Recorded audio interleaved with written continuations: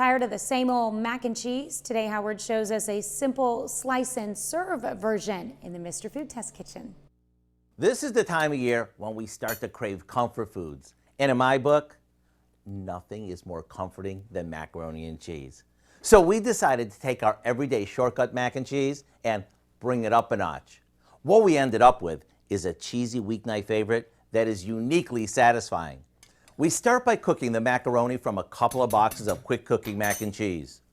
After it's tender, we drain it, and in the same pot, we add some melted butter, the cheese packs that come in the box, along with some dry mustard. We mix this well and stir in a few beaten eggs along with a good amount of shredded cheddar. And now for the part that you didn't see coming, we toss in some hot dogs that we cut into half-inch pieces.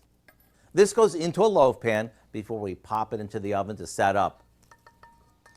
And right before it's done, we'll top it with more cheese and back into the oven it goes. When your gang sees how ooey gooey this hearty sliceable mac and cheese is, you better stand back.